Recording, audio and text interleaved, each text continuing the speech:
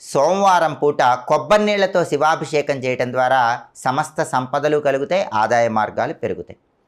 అలాగే మంగళవారం పూట శివాభిషేకం చేసేటప్పుడు ఎవరైనా సరే పుష్పాలు కలిపిన నీళ్లతో శివాభిషేకం చేయండి. తొందరగా సొంతింటి యోగం కలుగుతుంది.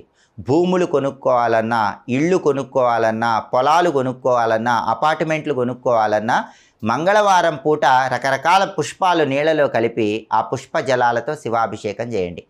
కుజుడి అనుగ్రహం కలుగుతుంది, తొందరగా గృహయోగం సిద్ధిస్తుంది. అలాగే ఎవరైనా సరే మంగళవారం రోజు సపోటా పండ్ల రసంతో శివాభిషేకం చేస్తే వాహన యోగం తొందరగా కలుగుతుంది. ఎవరైనా బ్రహ్మాండమైన కారు కొనుక్కోవాలి, బ్రహ్మాండమైన బండి కొనుక్కోవాలనుకుంటున్నారు, అది ఆలస్యం అవుతుంది. అటువంటప్పుడు మంగళవారం సపోటా పండ్ల రసంతో శివాభిషేకం చేస్తే కారు కానీ బండి కానీ తొందరగా కొనుక్కోవచ్చు. శత్రు బాధలు ఎక్కువగా ఉన్న వాళ్ళు ఎవరైనా సరే మంగళవారం పూట ఖర్జూర